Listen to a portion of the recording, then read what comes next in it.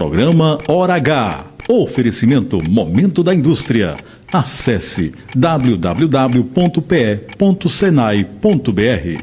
No programa Hora H desta sexta-feira, a gente vai conversar com o ex-vereador, ex-presidente da Câmara de Vereadores, bacharel em Direito, secretário municipal Rui Lira. Tudo bem, Rui?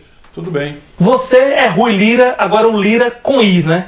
É, o Lira com I. O Lira com I tem história política ou só você, Rui? Não. Esse Lira com I é ligado a uma família de Alagoinha, Pernambuco. Não tem conexão nenhuma com os Lira famosos de Lagoa dos Gatos. E você, acho que durante toda a trajetória política, também teve muitas vezes que explicar esse sobrenome, o Lira com I e o Lira com Y? Não, o nome em si mesmo não, mas geralmente as pessoas perguntam, você é do Lira? Eu digo sou, mas não sou do Lira com Y.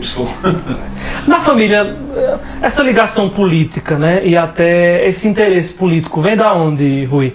Esse interesse político vem de uma formação em ciências sociais. Então, à medida que a gente estuda, como eu estudei na FAFICA, ciências sociais, e também a gente tinha política estudantil também nos colégios. Então nós criamos inclusive um partido político, nós temos um partido político estudantil. Era Frente Estudantil Progressista. Então a coisa começa daí você vai lendo, vai discutindo o regimento, discutindo os problemas das escolas. Eu cheguei inclusive a ser presidente do Centro Cultural Rui Barbosa. Naquela época a gente tinha muito o chamado idealismo, tem as pessoas idealistas. Então tem toda uma vivência de juventude que acaba acostumando, e depois a gente entra na política partidária ajudando, dando palpite, e termina, como eu terminei, entrando na política de mandato, na política partidária realmente. Hoje não tem mais idealismo não, porque você disse, naquela época tinha. Hoje não tem mais. Tinha como modismo, assim como uma coisa que você era quase obrigado a dizer se queria ou não queria fazer. Hoje eu acho que tem, mas hoje as opções são muito mais abertas, né? As pessoas têm seus ideais, têm suas utopias, suas propostas de vida, mas não tem aquele dever que a gente tinha de ser militante político estudantil ou não. Hoje isso caiu muito, diminuiu bastante, né? Agora, tem a ideologia e hoje me parece que tem muito interesse, né? Em todos os aspectos. Sempre que você fala de política, vem sempre por trás algo voltado para o interesse. E muitas vezes não da coletividade, né? Na minha época, quem era militante, quem era político, assim, quem estava querendo fazer alguma coisa pela sociedade, então tinha que pensar em sacrifício. Eu acho que hoje é mais saudável.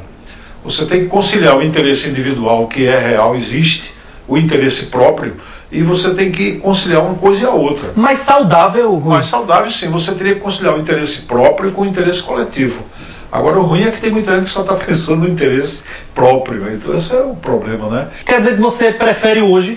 Não, eu acho que hoje nós estamos mais perto de conciliar as duas coisas. E é o ideal, conciliar as duas? Tem que conciliar, porque o ser humano ele é sempre um mix, né?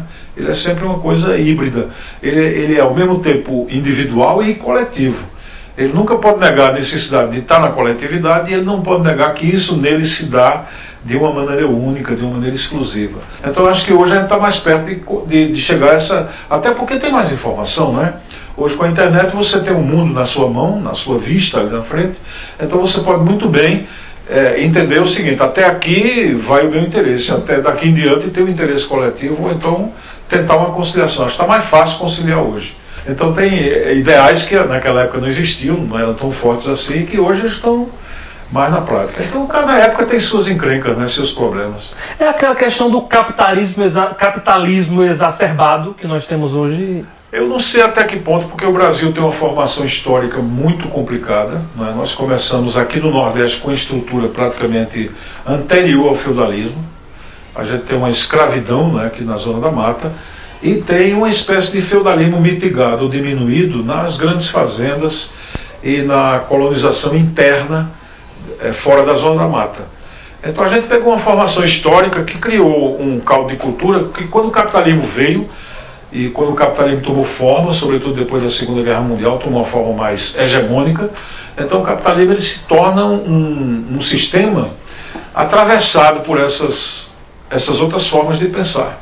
Você chega a se definir, Rui, como capitalista, socialista, social-democrático, centro-esquerda. Você já conseguiu se enquadrar num desses critérios? Eu diria que eu tenho um pensamento progressista, com namoros aqui e acolá com algumas coisas da esquerda mais tradicional, mas no sentido que a minha formação foi basicamente cristã. Chegou uma época que aqui em Caruaru, inclusive, eu sofria. Havia gente de direita que me achava muito à esquerda e havia os de esquerda que me achavam pouco de esquerda ou não suficientemente de esquerda. Então isso tanto faz como tanto fez, porque no fim a gente observa o que é que as pessoas fazem na prática dela, na vida cotidiana. Então eu diria que eu sou um progressista, eu sou uma pessoa aberta para ideias novas, políticas inclusive, e gostaria muito que a gente tivesse uma história mais democratizada, uma renda mais bem distribuída e uma sociedade mais igualitária, onde todo mundo tivesse mais oportunidades. E hoje existe, Rui, essa direita e esquerda, porque eu escuto algumas pessoas que têm essa veia, que a gente poderia dizer uma veia direita, e que diz, não, quando eu fui governo, eu fiz um governo mais à esquerda do que muitas pessoas que estão aí se dizem de esquerda. Como é isso e se existe ainda hoje?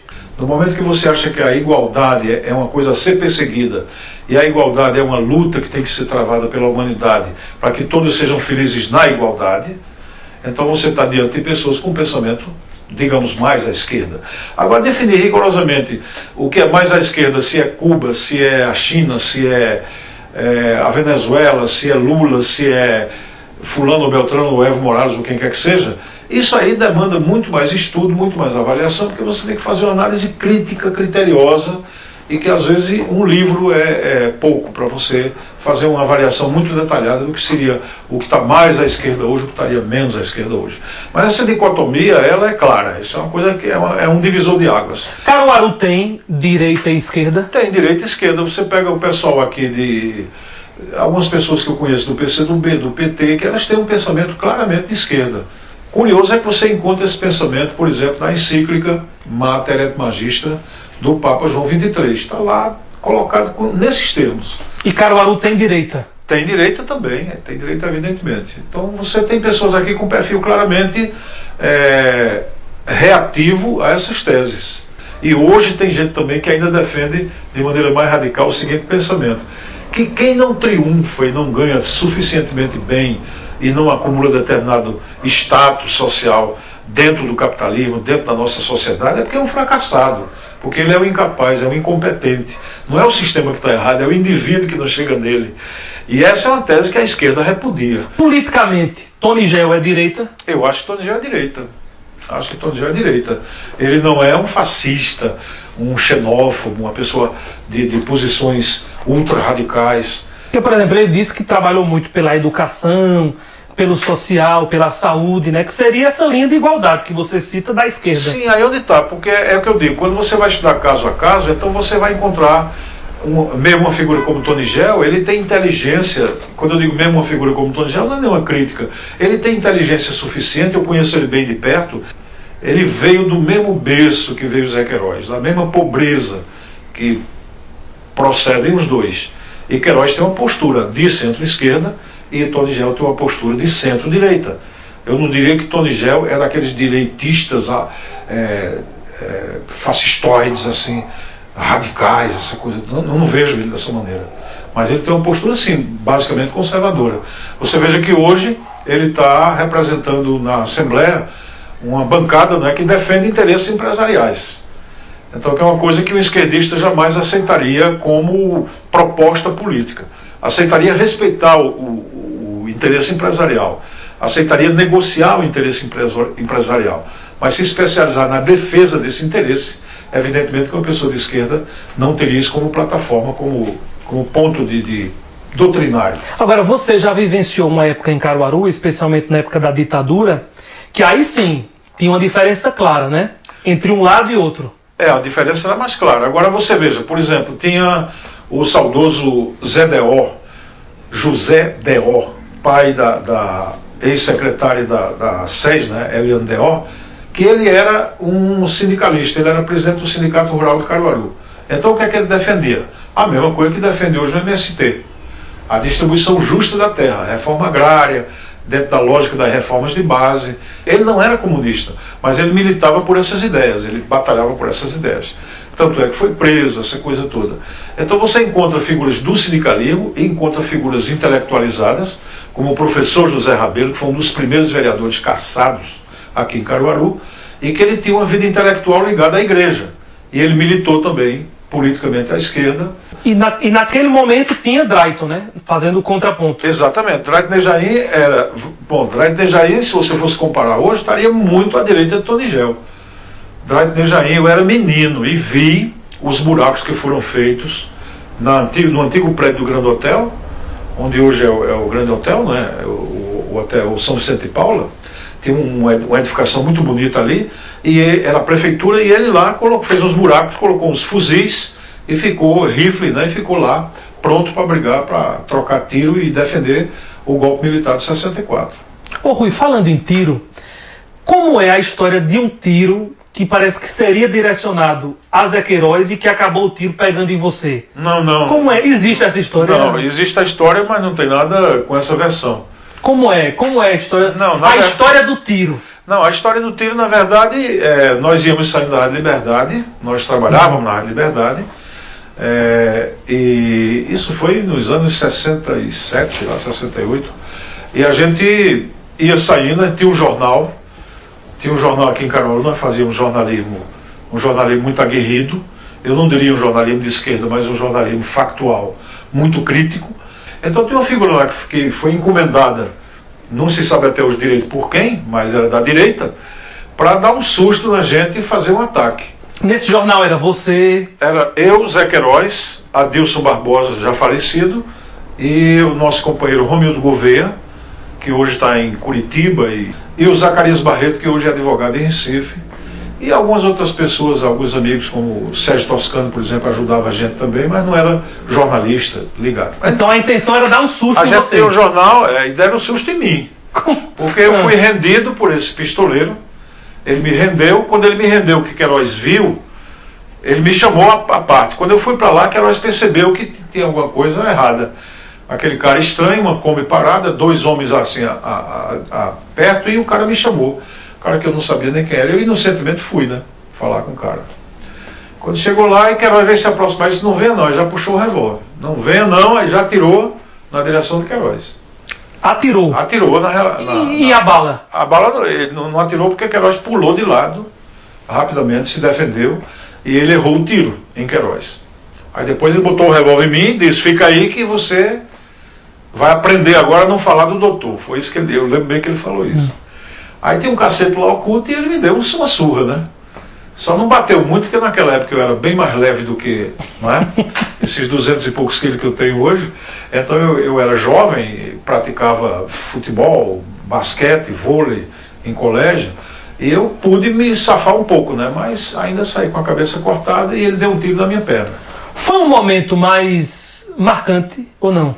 Foi um dos, né? Porque houve muito momento depois. Eu vi também, quando nós encerramos uma passeata, que a gente virou à noite aqui na Praça do Rosário, uma cena que eu vi até hoje, e até me admirei da atitude de um outro pistoleiro ligado ao mesmo doutor, essa mesma figura, que era um cara conhecido aqui por dar surra, dava surra em quem era do outro lado, entendeu? E ele apareceu com um rifle papo amarelo quando a passeata ia passando na frente da casa dele na Rua da Matriz. E quem se atracou com ele, empurrou ele para dentro de casa, deu um esporro nele e mandou ele baixar a bola, e ele baixou. João Lira Neto. João Lira Neto foi lá, tinha mais uma pessoa com ele, mas João Lira Neto encarou o camarada e disse, qual é a tua, Abelardo? Não sei o que, sabe? Esse Abelardo é esse que eu estou falando, não é o outro, que tem a ver comigo, com a história do tiro. Então a verdade do tiro é o seguinte, você não foi para frente para levar o tiro e salvar Zé Queiroz. Não. Deu um tiro. Não tem nada disso. Deu um tiro para pegar em Zé Queiroz, que não pegou, e lhe deu uma surra. Não, ele também deu um tiro em Romildo depois, ele atirou em Romildo já no fim, e ainda atirou no chão também para intimidar o resto, e todo mundo correu, todo mundo se espalhou, só fiquei eu lá para levar o cacete, né? E estão todos para contar a história. E fazendo história, que é melhor, né? A gente continua ajudando Caruaru, continua fazendo alguma coisa pela nossa cidade. Eu já estou aqui há 66 anos, né? Toda a minha vida, de início ao fim aqui em Caruaru. E estamos aí, né? O programa Hora H de hoje conversa com o ex-vereador, ex-presidente da Câmara de Vereadores, bacharel em Direito, secretário municipal Rui Lira. Voltamos em instantes. Programa Hora H. Oferecimento Momento da Indústria. Acesse www.pe.senai.br. A Play Video atua há 13 anos no mercado de eventos sociais, documentários, videoclipes, comerciais, data shows, videojornalismo e agora também com fotografia digital. Para não perder nenhum momento da sua festa, ligue 3722-4886. Play Video Produções, seu sonho documentado para sempre.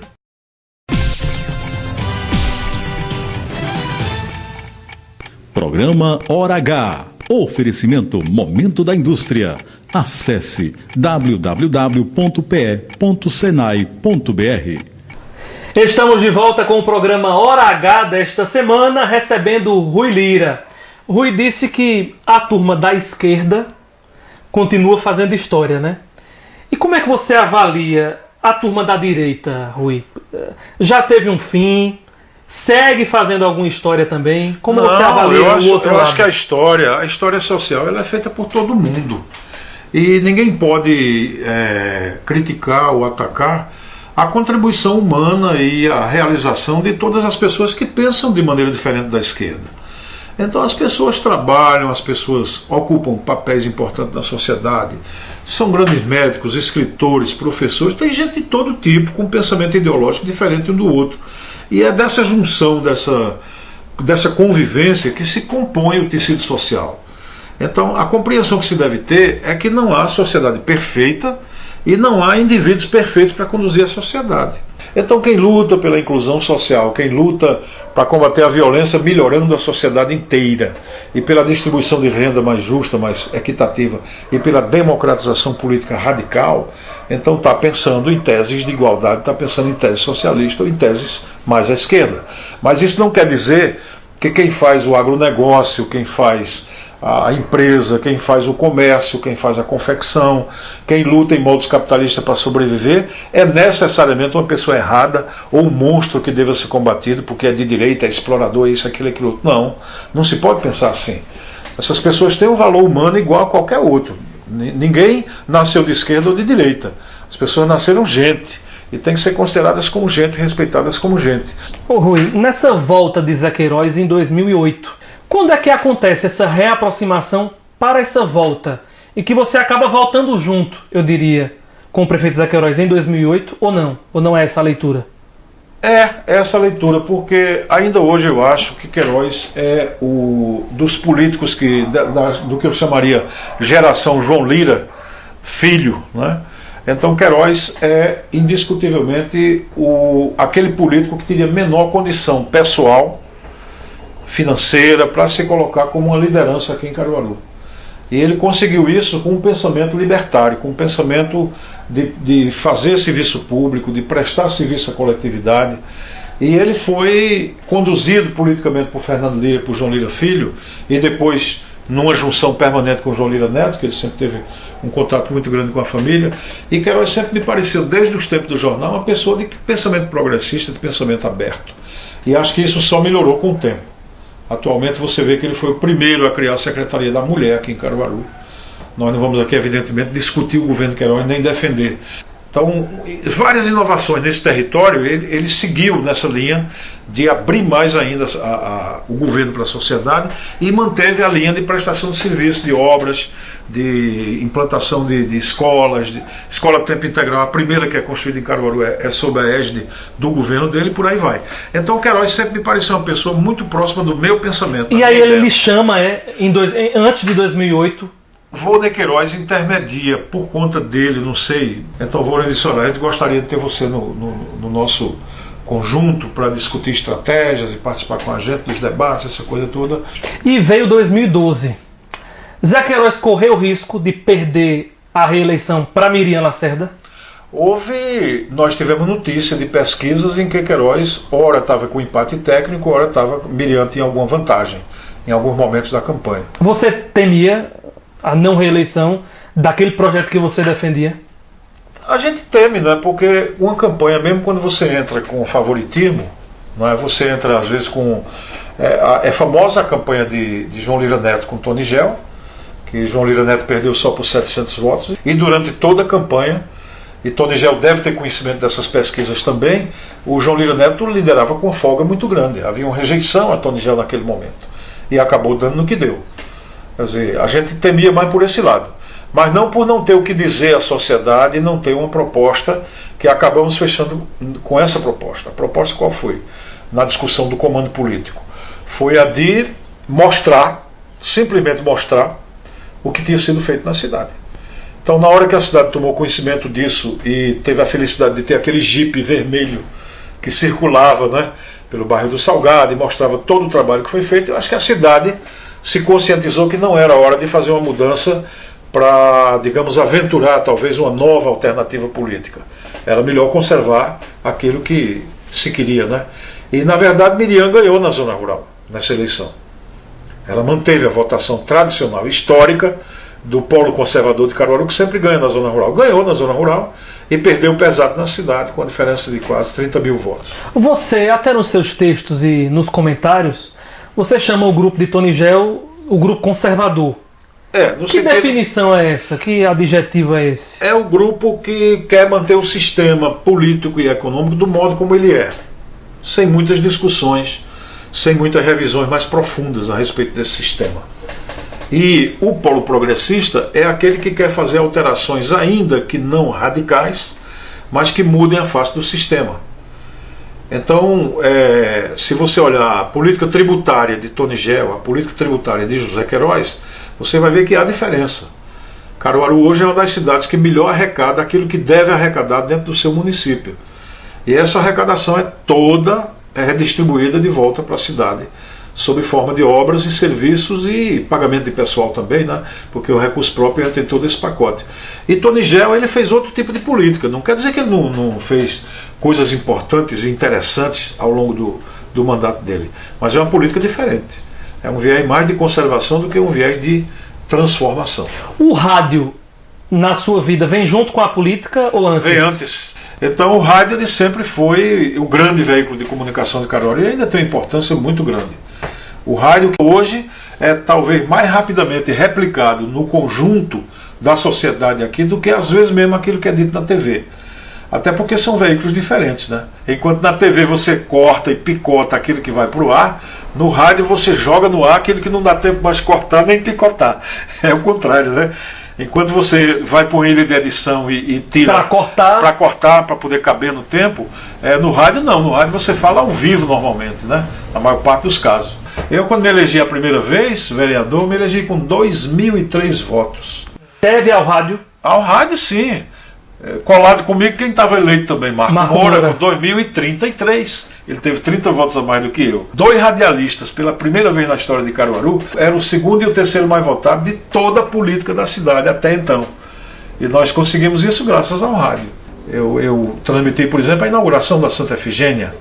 Transmiti quase todos os episódios importantes da cidade na época, com Drayton Nejaim, com Nilo Coelho, com Paulo Guerra, tudo quanto era autoridade, ministro Costa Cavalcante, em plena ditadura. E aí você teve o momento de sair do futebol, né? E a última passagem no rádio foi exatamente com os comentários políticos, né? Ah, é? Como foi a saída, Rui? E para quem é do rádio, eu acho que deve ser muito complicado ficar meio sem voz, né? Sem ter o rádio. É doloroso, é doloroso, realmente dói. Só que até hoje eu não sei de onde veio a pancada. Estou para entender ainda, não tenho. Ninguém me deu nenhuma explicação. Até hoje eu não soube, não tenho o que dizer a respeito disso. Simplesmente eu recebi um comunicado da gerência da Rádio Cultura me dizendo que eu precisava me despedir dos ouvintes por um tempo, para que haveria uma reformulação de programação, essa coisa toda. Mas e as críticas que você recebia no sentido de que ali estava sendo um porta-voz para defender a administração e não soube bem lidar com essa questão de ser comentarista e fazer parte da gestão? Não, eu acho isso bastante hipócrita, porque no rádio de Caruaru nunca teve essa imparcialidade. Você tem uma estação de rádio em Caruaru que não permite que o prefeito fale na estação de rádio. É um serviço que, por obrigação, ele tem que colocar 2 ou 3 versões no ar. De preferência, um lado, o outro e a versão verdadeira, que deve ser apurada pelo órgão de imprensa. Então veja que são 3 coisas fundamentais. Então quando um veículo de rádio se diz, se acha na arrogância e no direito de fazer isso, ele está infringindo o princípio constitucional. Eu acho isso muito mais grave do que ter um ou outro comentarista que defenda essa ou aquela pessoa, e de um certo modo aqui quase todo mundo defende alguma coisa. Agora, a diferença pode ser que eu seria o menos hábil, talvez, quem sabe. O que eu dizia para defender ficava muito claro. E o que muita gente hoje diz defendendo fica muito bem, capciosamente escondido, muito bem velado, muito bem, faz de conta que não é verdade. Agora, porque eu fui escolhido, quem sabe lá, são os azares da vida, né? Agora que é doloroso, a gente fica com a saudade danada. Falando em saudade, já pra gente fechar o programa, tem saudade de ser vereador? Não. Ou realmente a Câmara é um ambiente complicado demais? Não, eu não tenho saudade, porque, olha, foram 6 anos de um mandato. O primeiro mandato foram 6 anos. Aí eu me tornei também presidente da casa. Então lá eu fui líder, fui secretário, presidente da Câmara, uma das vozes da oposição, uma das vozes da situação, dependendo do momento. Então eu passei por toda uma experiência. E dá um certo enfado, um certo cansaço. E eu tive 14 anos de mandato, Hélio. Não é mole. É um bocado de tempo, né? Foram 6 anos o mandato, mais 4, mais 4. Você sonhava em ser prefeito? Eu tive vontade, assim, de ser pelo menos vice, alguma coisa. Tá ali dentro do executivo. Mas teria sido muito ruim, porque eu não tenho o menor pendor para o executivo, assim.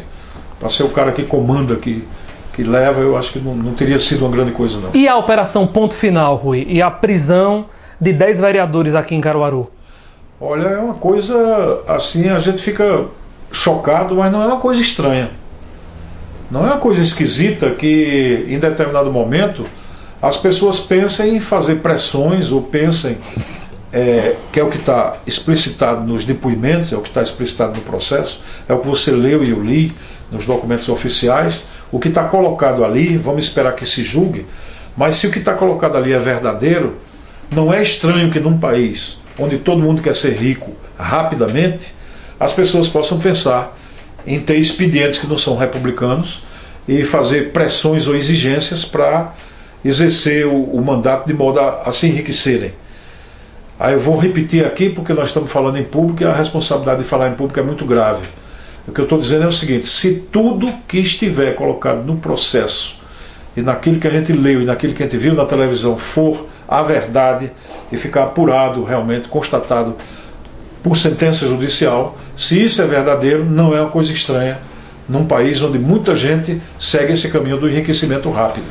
E é onde eu encontro a única explicação. Não vejo questão política envolvida.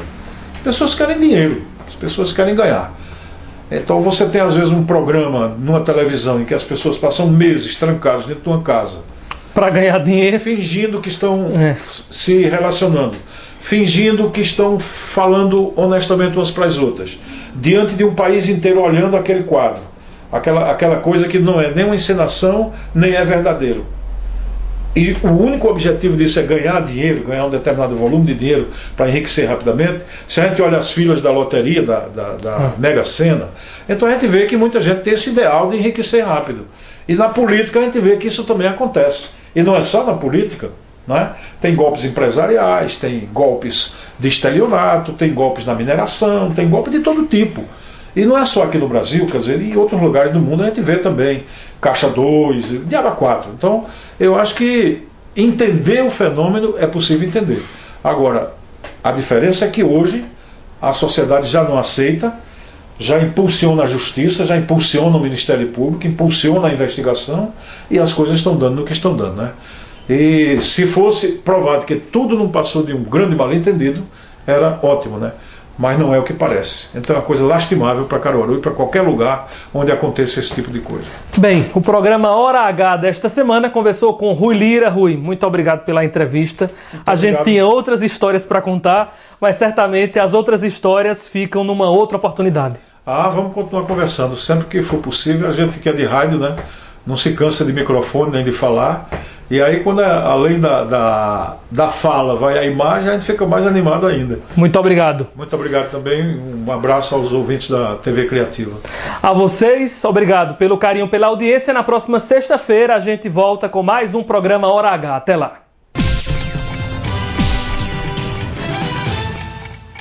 Programa Hora H. Oferecimento Momento da Indústria. Acesse www.pe.senai.br. tvcriativa.com